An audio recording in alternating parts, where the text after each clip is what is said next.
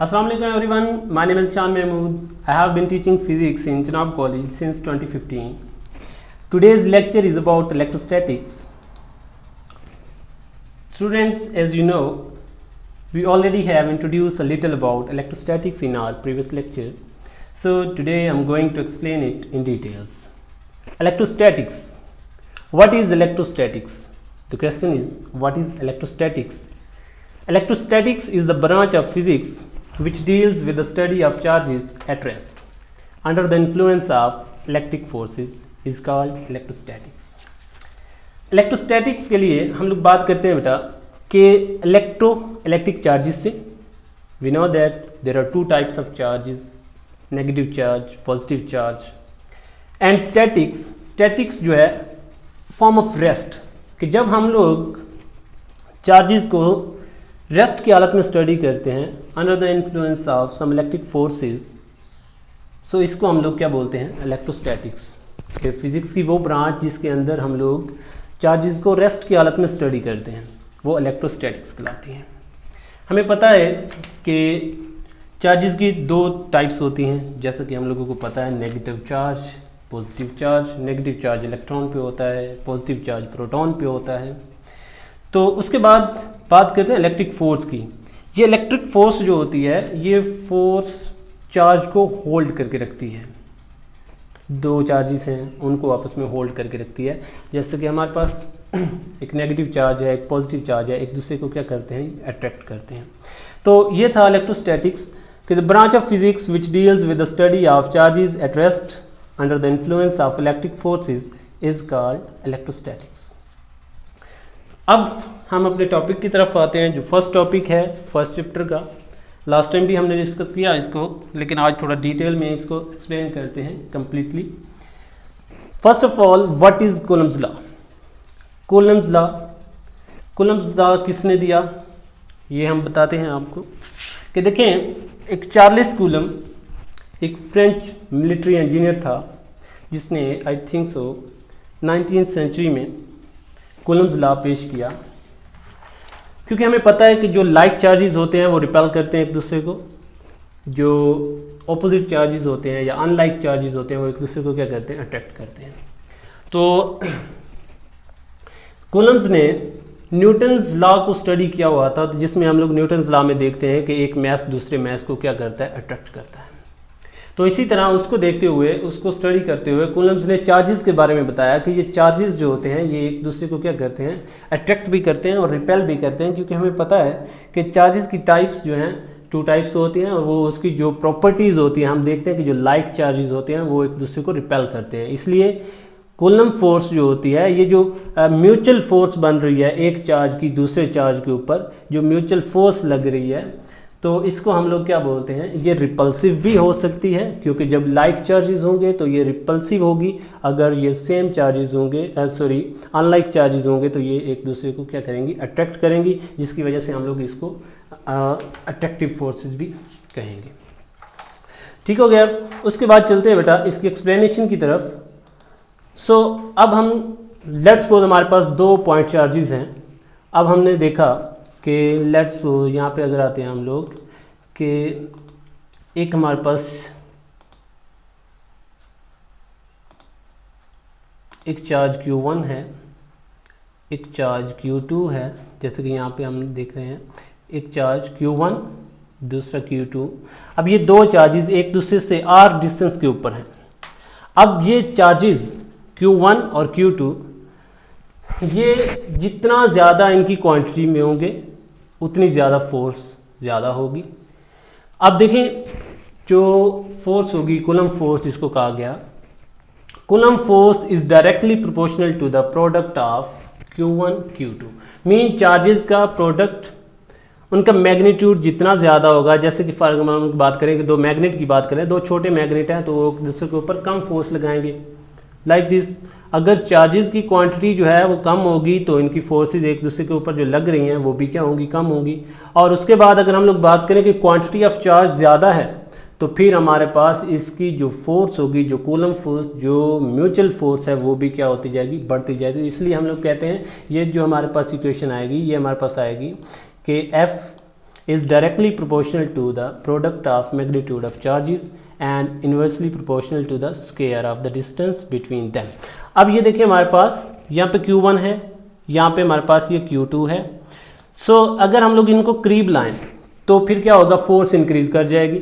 अगर हम लोग इनको एक दूसरे से दूर लेके जाते हैं, यहाँ पे लेट्स सपोज हम लोग चार्ज यहाँ पे लेके आए हैं Q2 जो है, तो फिर हमारे पास डिस्टेंस बढ़ गया तो इनकी फोर्स जो एक दूसरे के ऊपर वो लगाएंगे वो भी क्या हो जाएगी, कम हो जाएगी. तो इसलिए हम लोग कहते हैं कि ये हमारे पास जो है कूलम्ब फोर्स जो है वो इन्वर्सली प्रोपोर्शनल है उसके स्क्वायर ऑफ डिस्टेंस के. तो अब हम इन 1 और 2 को कंबाइन करते हैं तो फिर हमारे पास ये बनता है F is proportional to Q1 Q2 over R square.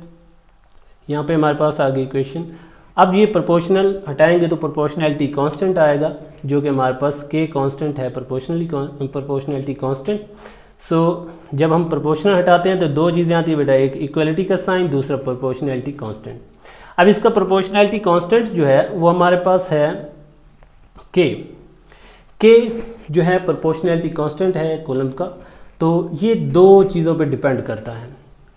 तो यहाँ पे कुछ क्वेश्चन पूछा जा सकता है कि प्रोपोर्शनैलिटी कांस्टेंट या फिर कूलम्ब कांस्टेंट जो है वो किन चीज़ों पे डिपेंड करता है, उसकी डिपेंडेंस क्या है. तो हम लोग बता सकते हैं कि ये दो चीज़ों पे डिपेंड करता है. फर्स्ट वन मीडियम, दो चार्जेस के दरमियान जो मीडियम है, मीडियम बिटवीन द चार्जेस. दूसरा system of units. System of units का क्या मतलब कि ये हमारे पास Q और K जो फोर्स है या फिर ये जो डिस्टेंस है तो ये किन यूनिट्स में मेजर किया जा रहा है. तो इन दो चीज़ों पे ये डिपेंड करता है. तो उसके बाद अब हम देखते हैं कि ये हमारे पास K जो है ये इक्वल होता है बेटा 1/4 पाई एप्सिलॉन नॉट. ठीक है, ये कूलम्ब कांस्टेंट जो है ये हमारे पास किसके इक्वल आता है बेटा, 1/4 pi epsilon not. Epsilon not, what is epsilon not? Epsilon not is electrical constant. इसको परमिटिविटी ऑफ फ्री स्पेस भी कहा जाता है. परमिटिविटी ऑफ फ्री स्पेस क्या होती है कि ये एबिलिटी होती है वैक्यूम की कि वो इलेक्ट्रिक फील्ड को परमिट करती है. Mean capability of a vacuum to permit electric field. कि मीन ये हमारे पास ये जो चार्जेस पड़े हुए हैं हिसाब से ये इलेक्ट्रिक फील्ड जो है यहाँ पे बन रहा है तो उसकी परमिशन मीन परमिटिविटी जो है, परमिटिविटी ऑफ फ्री स्पेस इसको कहा जाता है, जिसकी वैल्यू है 8.85 क्रॉस 10⁻⁻12 कूलम्ब स्क्वायर पर न्यूटन पर स्क्वायर मीटर. सो जब हम इसकी इलेक्ट्रिकल कांस्टेंट की वैल्यू पुट करते हैं इस कूलम्ब कांस्टेंट में तो देखिए हमारे पास 1/4 पाई की वैल्यू क्या आती है 3.14. एप्सिलॉन नॉट की वैल्यू ये गिवन है यहाँ पे हमारे पास जो मैंने पहले भी बताई आपको. तो K की वैल्यू जो है वो कैलकुलेट करेंगे तो हमारे पास कुछ यूँ आएगी 9 क्रॉस 10⁻⁹ न्यूटन पर square metre, newton square metre पर स्क्वायर कॉलम. तो इसको अगर हम लोग पुट करते हैं फार्मूला के अंदर तो ये हमारे पास फाइनली जो फार्मूला बनेगा कूलम्ब फोर्स का वो बनेगा हमारे पास F is equal to 1/4 pi epsilon naught Q1 Q2. So यहाँ तक देखें हमारे पास ये कूलम्ब फोर्स आ गई. अब हम लोग देखते हैं बेटा कि हमारे पास फोर्स, अब ये एक चार्ज Q1 जो है लेट्स सपोज यहाँ पे हम लोग आते हैं, ये हमारे पास Q1 चार्ज, ये Q1 चार्ज, ये हमारे पास क्या है Q2 चार्ज. अब हमें पता है कि बेटा कि ये हमारे पास ये Q1 जो है ये Q2 के ऊपर फोर्स लगा रहा है और Q2 जो है वो Q1 के ऊपर भी फोर्स लगा रहा है क्योंकि दोनों चार्जेस हैं, दोनों क्या कर रहे हैं एक दूसरे के ऊपर फोर्स एक्सर्ट कर रहे हैं. अब हम बात करेंगे कि जब ये Q2 के ऊपर Q1 फोर्स लगा रहा है, Q1 यहाँ से फोर्स लगा रहा है किसके ऊपर, Q2 के ऊपर फोर्स लगा रहा है, तो हम लोग ये देखेंगे कि ये हमारे पास फोर्स की डायरेक्शन यूँ है तो हम लोग इसको क्या लिखेंगे F21. ठीक है, और जब Q2 जो है वो Q1 के ऊपर इक्वल फोर्स लगाएगा वो इस डायरेक्शन में लगाएगा हमारे पास इसमें. तो अब देखें इसको हम लोग क्या लिखा F12, 1 के ऊपर फोर्स लगा रहा है कौन, सेकंड चार्ज. तो अब ये दोनों फोर्स इक्वल होंगी लेकिन डायरेक्शन में क्या है एक दूसरे के ऑपोजिट हैं. तो इसलिए हम लोग इसको यूँ लिख सकते हैं कि F12 is equal to minus F21 क्योंकि माइनस साइन शो कर रहा है कि उसकी जो डायरेक्शन है वो एक दूसरे की क्या आ रही है, रिवर्स आ रही है, एक दूसरे के अगेंस्ट आ रही है. अब इसकी डायरेक्शन को शो करने के लिए हमें आपको पता है कि हम लोग सेकंड चैप्टर में अगर आप लोग देखें फिज़िक्स के फर्स्ट ईयर के सेकंड चैप्टर में हमने डिस्कस किया था कि यूनिट वेक्टर जो उसकी वैल्यू जो होती है वो 1 होती है, आपको पता है. तो वो डायरेक्शन के लिए हम लोग क्या करते हैं, यूज़ करते हैं. तो अब नेक्स्ट चलें। अब यहाँ पे देखें हम लोग कि अगर हम लोग वन फोर्स की बात कर रहे हैं, जो फोर्स जो है जो फर्स्ट चार्ज है Q1 जो है वो Q2 के ऊपर लगा रहा है, तो हमारे पास कुछ यूँ बनेगा 1/4 pi epsilon naught Q1 Q2 r square over r square, और साथ में इसका यूनिट वेक्टर आएगा जो कि हमारे पास R12 आएगा, क्योंकि यहाँ पे फोर्स 12 है तो वो भी हमारे पास यही वाली आएगी। तो ये हमारे पास आ गया। तो अब हम लोग यहाँ पे देखते हैं बेटा कि जो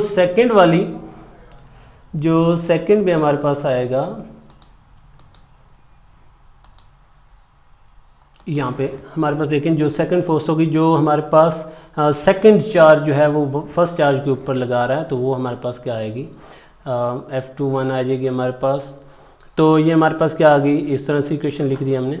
तो ये हमारे पास क्या था, फोर्स कूलम फोर्स, जो कि हमारे पास दो चार्जेस के दरमियान, जो दो चार्जेस एक दूसरे के ऊपर एक्सर्ट करते हैं, जो कि 40 कूलम ने हमें इसके बारे में बताया। ठीक है, तो अब हम लोग बात करते हैं कि ये 40 कूलम जो है इसकी जो फोर्स, इसकी फोर्स जो है हम लोग इसकी बात करते हैं बेटा कि हमारे पास ये the force between two charges कि कुलम्स लॉ की स्टेटमेंट क्या है, कि हम लोग उसकी स्टेटमेंट अब कैसे लिख सकते हैं कि देखिए हमारे पास the force between two point charges is directly proportional to the product of magnitude of charges and inversely proportional to the square of the distance between them. ठीक हो गया। तो ये था हमारे पास कुलम्स लॉ के बारे में, उसकी स्टेटमेंट और उसकी डेरिवेशन। तो अब इसमें नेक्स्ट इसमें थोड़ा सा एक्सप्लेन करते हैं कि अगर हमारे पास इन दो चार्जेस के दरमियान, ये यहाँ पे तो देखिए हमारे पास फ्री स्पेस थी, लेकिन अगर हम इसके दरमियान कोई मीडियम रख देते हैं तो उसका क्या फ़र्क पड़ेगा इस फोर्स के ऊपर। तो हम लोग यही चीज़ डिस्कस करना चाह रहे हैं कि जब हमारे पास दो चार्जेस के दरमियान हमारे पास कोई मीडियम आ जाएगा तो उसकी फोर्स रिड्यूस हो जाएगी, क्योंकि यहाँ पे इलेक्ट्रिक फील्ड पे फ़र्क पड़ेगा। वो जो एक दूसरे के ऊपर फोर्स एक्सर्ट कर रहे थे डायरेक्टली, तो वो अब उनमें जो है जब हमारे पास वो उसके दरमियान कोई रुकावट आएगी, कोई हर्डल आएगी, तो उसकी फोर्स क्या हो जाएगी, वो रिड्यूस हो जाएगी। तो हम लोगों के पास यहाँ पे क्वेश्चन आ सकता है बेटा कि what is the effect of medium on coulomb force. तो हम लोग देखते हैं बेटा कि हमारे पास यहाँ पे एक मिनट कलर सिलेक्ट कर लूँ मैं। सो देखें what is the effect of medium.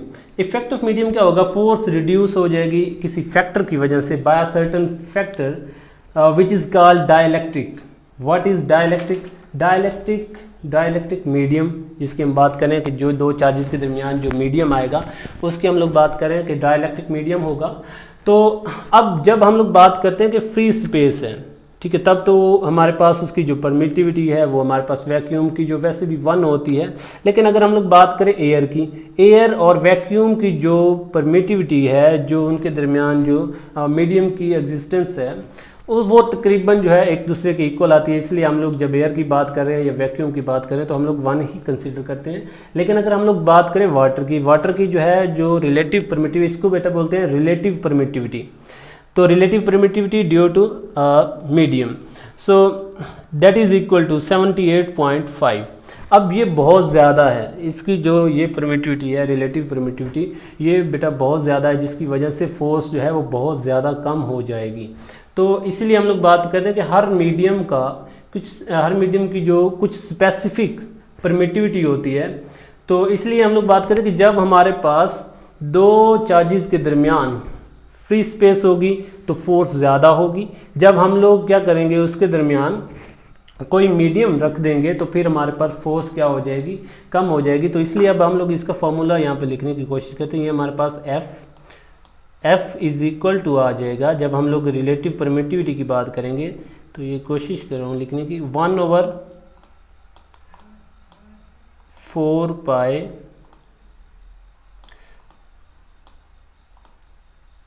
Epsilon not, साथ में एप्सिलॉन आर, सॉरी ये थोड़ी सी ज़्यादा ऊपर खींची गई है, एप्सिलॉन आर, एंड बाकी जो है वो सेम टू सेम ऐसे आ जाएगा, Q1 Q2 over r square.